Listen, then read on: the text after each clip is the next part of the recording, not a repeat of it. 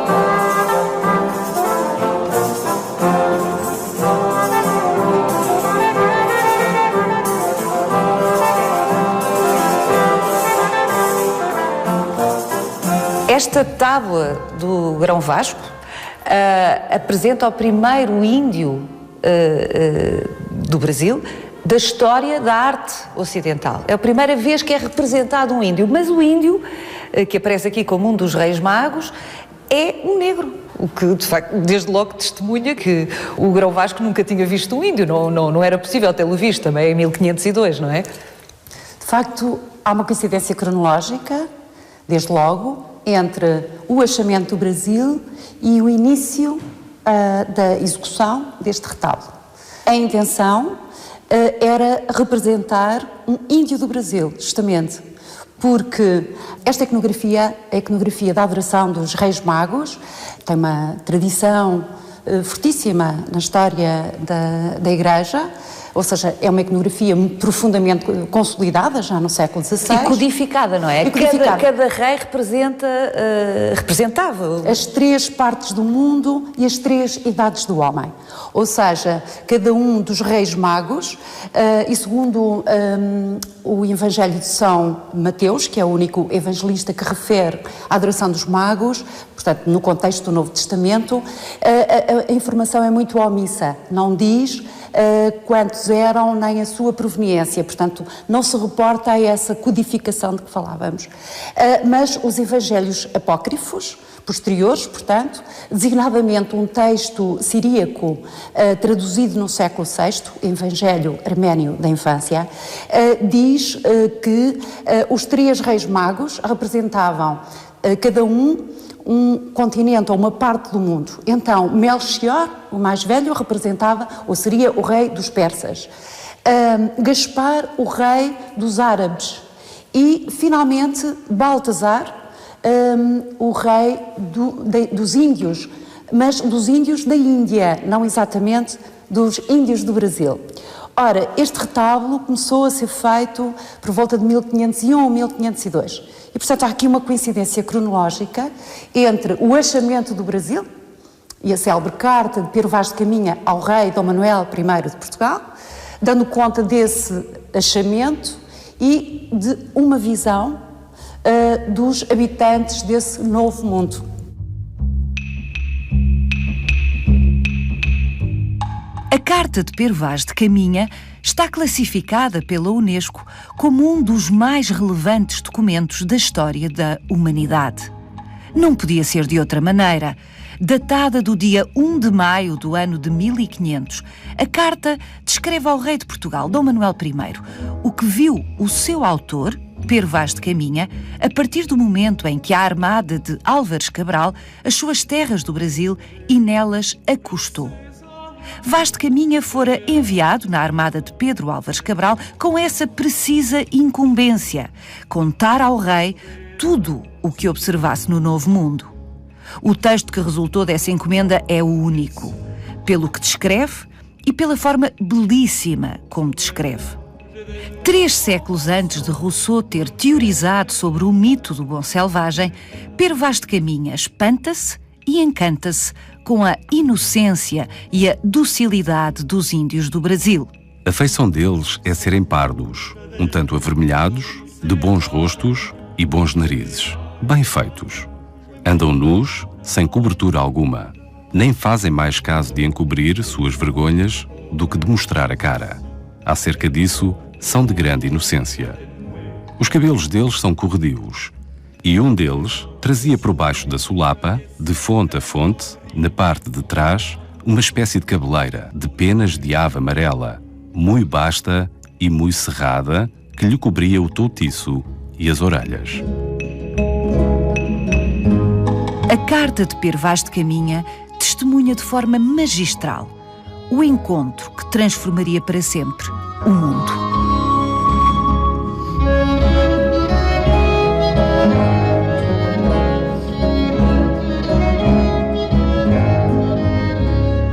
Atendendo a que o Brasil foi descoberto em 1500 pela frota de Pedro Álvares Cabral e que este retábulo, e concretamente esta tábua, começa a ser pintada, como acabou de dizer, em 1501, é possível que Grão Vasco e as suas gentes tivessem tido acesso à Carta de Pero Vaz de Caminha, que no fundo era um relato do achamento do Brasil para o rei? Sim, mas uma carta dirigida ao rei. E, portanto, eu suponho que o Grão Vasco e outros pintores que trabalharam com certeza neste retábulo, que é uma obra coletiva, já explicarei, tiveram acesso a descrições, a relatos, ou seja, tiveram acesso... Não à carta exatamente. Não exatamente à carta, mas com certeza aos inúmeros comentários que, no regresso, a armada de Pedro Álvares Cabral havia ter trazido.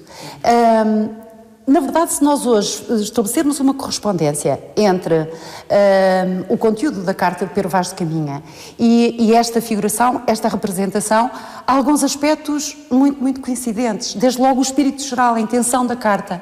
A Carta traça uma visão edénica do Novo Mundo, o homem a viver numa comunhão profunda com a natureza, uma natureza absolutamente fabulosa, extraordinariamente pródiga, de água doce e clima ameno, e sobretudo esta noção de que este homem primitivo, o índio do Brasil, tem uma predisposição natural, o bom selvagem tem uma predisposição natural para o cristianismo. E, portanto, a ideia que está aqui, sobretudo representada nesta adoração dos magos, é a possibilidade de evangelização dos povos recentemente descobertos. Nós olhamos para esta figuração e percebemos que, em primeiro lugar, o pintor nunca viu exatamente um índio, mas os adereços, e repare que se misturam aqui convenções ocidentais com exotismos, com novidades.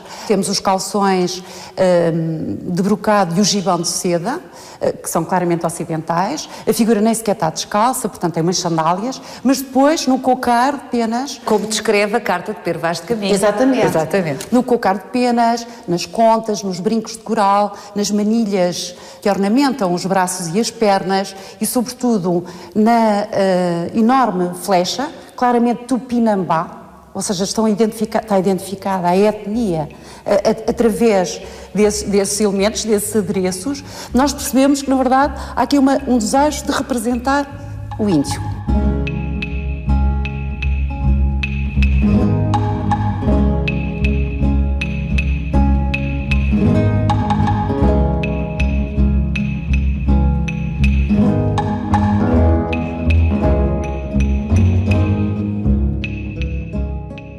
as reformas manuelinas da Catedral de Viseu e da Catedral de Lamego foram acompanhadas também pela encomenda de retábulos, de grandes peças com um aparato visual e com uma, enfim, finalidade litúrgica e catequética muito clara. Manuel Botelho Pereira, em 1630, faz uma descrição da Catedral de Viseu, onde estavam todas as pinturas do Grão Vasco, e refere claramente que este retábulo tinha as armas de Dom Fernando Gonçalves de Miranda e Dom Diogo Ortiz de Viegas, ou seja, um encomendou e o outro mandou acabar.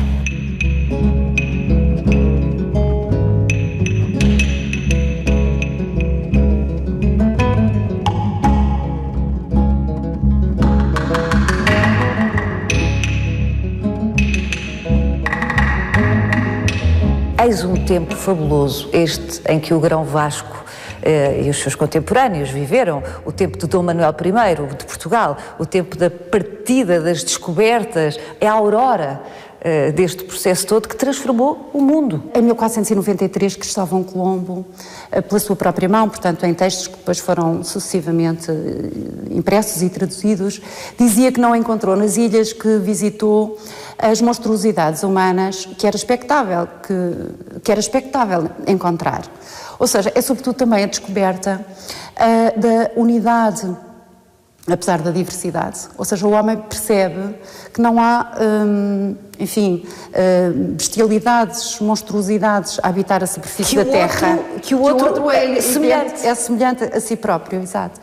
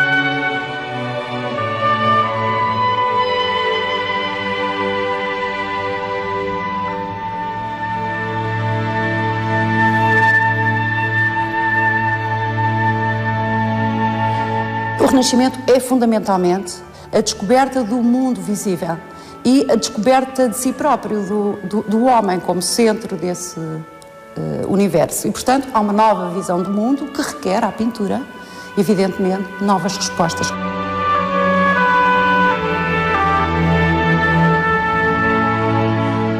Na Idade Média e no período gótico, quando falamos em pintura gótica, queremos dizer, sobretudo, que o pintor dá conta de um mundo celestial, que não é o seu, é um mundo para lá do seu. Estes valores vão ser todos alterados, invertidos até, se quiser, no período do Renascimento. As figuras têm agora uma presença volumetricamente assumida. São tratadas, são trabalhadas a partir da observação de modelos, ou seja, do mundo sensível. E a paisagem, os cenários, sejam arquitetura, sejam fundos paisagísticos, são tratados com um realismo descritivo que, por vezes, fazem sentir ao espectador as próprias texturas, a substância mais ínfima das coisas. É a conquista do realismo e o binómio imagem-realidade que ativa fundamentalmente as respostas da pintura e dos pintores. Esta não é, apesar de tudo, considerada uma das pinturas de referência do Grão Vasco. Desde logo porque não é obra exclusiva do grande Vasco, não, assim conhecida em vida já, não é? Não, é uma obra coletiva. Quando nós observamos este conjunto de obras, torna-se muito clara a desigualdade, uma espécie de desnível artístico De tábua para tábua. De tábua para tábua. Tábuas, porque à época ainda não existiam telas. Exato. Pode parecer estranho, não é? A pintura sobre tábua. Pintura sobre tábua. Daí estarmos a referir tábuas, porque de facto isto não é tela, é madeira por trás, direta. E portanto era um trabalho extremamente demorado para ser feito apenas por um pintor. Por outro lado, a consciência da autoria artística não é ainda típica deste período. O Grão Vasco vai fazê-lo mais tarde. Vai fazê-lo mais tarde. Não muito mais tarde, mas vamos deixar passar aqui cerca de 15 anos para que a sua primeira assinatura surja numa obra, claramente da sua autoria. Essa dimensão coletiva é perceptível num primeiro olhar, mas depois encontra-se em cada painel e, sobretudo, na grande diferença entre painéis. Por exemplo, esta Natividade tem esta extraordinária relação, oferece-nos esta extraordinária relação entre o perto e o longe, mas se compararmos a qualidade, enfim, técnica, as próprias arquiteturas desta Natividade com outros painéis da série, por exemplo, a Última Ceia, que tem um enquadramento arquitetónico extremamente pobre e mal executado, veja-se a falta de qualidade artística ou de habilidade técnica na representação das arquiteturas de fundo daquela Última Ceia. Até falta, não até é? falta, exato, até falta uma portada do lado direito. Ou então esta incorreção da perspectiva arquitetónica que enquadra o Pentecostes. São claramente dois painéis da fiada superior, isso não é inocente. Estas tábuas eram distribuídas pelos pintores mais competentes e, à medida que se subia, os pintores, se calhar, eram mais novatos. É isso? Também é absolutamente legítima essa observação. Evidentemente é necessário entrar no universo deste período, no sentido em que as imagens eram extremamente raras, os espelhos eram extremamente raros e, portanto... Os espelhos, os próprios espelhos. Exato, eram objetos extremamente raros. Portanto, esta pintura não podia deixar de, à luz deste binómio imagem-realidade, ter um efeito absolutamente espantoso.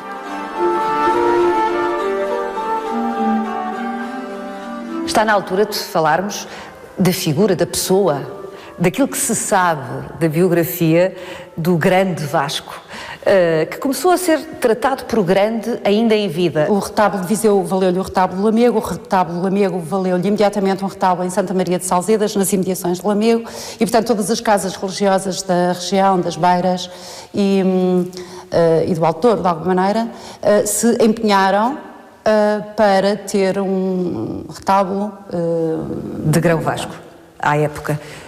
Vamos ver uma peça de Grão Vasco, outro retábulo, noutro formato, que é 25 anos, mais ou menos, posterior a este Lamego, São Pedro, ao centro. O que levanta sempre a questão de saber, não sei, a Dalila, a investigadora mor sobre estas matérias, dirá se há alguma possibilidade deste rosto aqui retratado ser o do próprio Grão Vasco. Hoje, o São Pedro é, sem dúvida, o grande ícone da trajetória artística do Grão Vasco. É também um ícone da cidade, é o ícone do museu. Da cidade de Viseu? Exato. Do Museu Grão Vasco? Exato.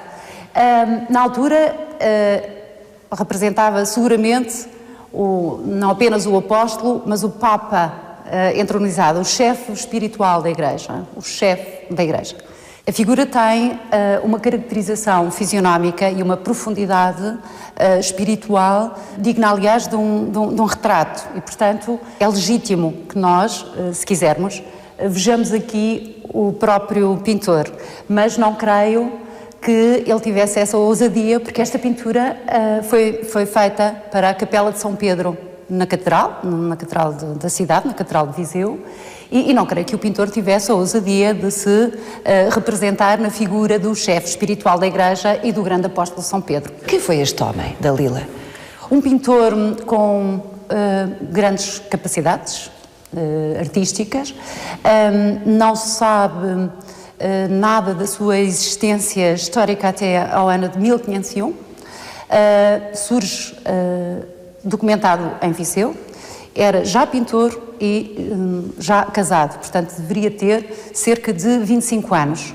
Veio morrer na cidade de Viseu, no inverno de 1542, início de 1543. Ou seja, durante cerca de 40 anos teve aqui a sua oficina, a sua família, mudou de casa, portanto está amplamente documentado, sobretudo através de registros notariais de âmbito económico, e tem aquilo que é mais importante, o testemunho da sua trajetória artística.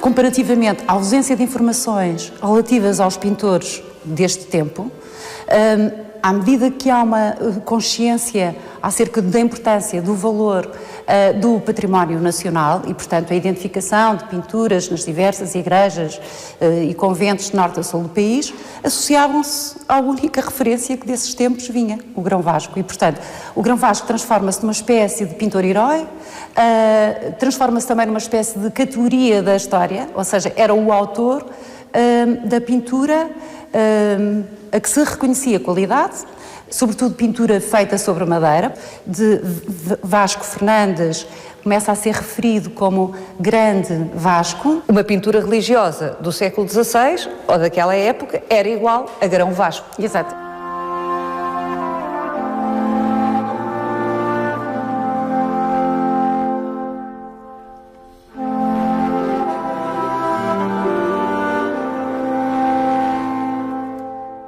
Qual é a primeira tábua assinada que se conhece de Grão Vasco, ou pelo menos aquela que chegou até a nós? Nunca saberemos se foi a primeira que efetivamente ele assinou.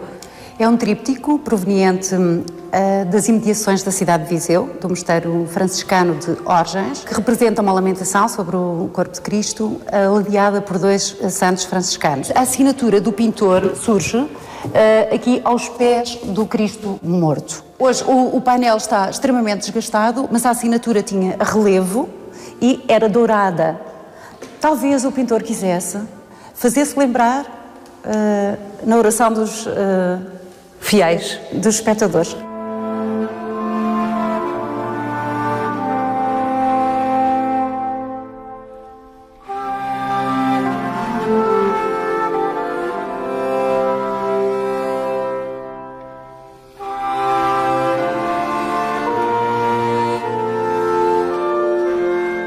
Outra das pinturas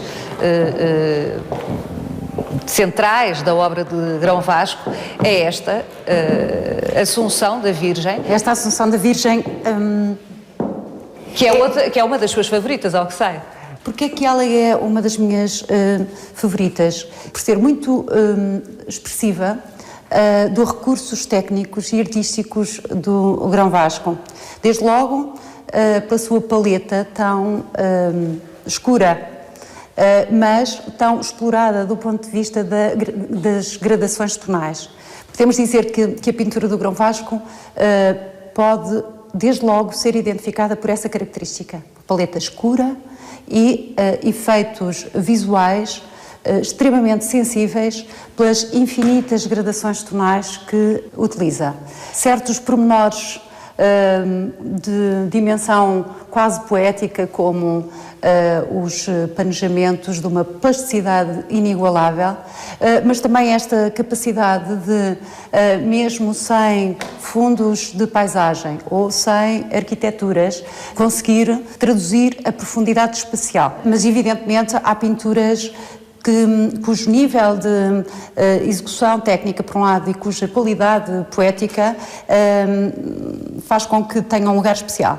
A Anunciação do Retábulo de Lamego é seguramente uma das suas melhores pinturas, pela dimensão poética da figuração, mas sobretudo também pelas inúmeras referências que vão desde das figurações do primeiro plano ao nível do anjo e da Virgem, à parede do fundo. Portanto, há uma densidade de referentes históricos, simbólicos e poéticos que transforma essa pintura num caso muito particular. Devo até dizer que a considero uma das melhores pinturas da primeira década do século XVI em termos absolutos.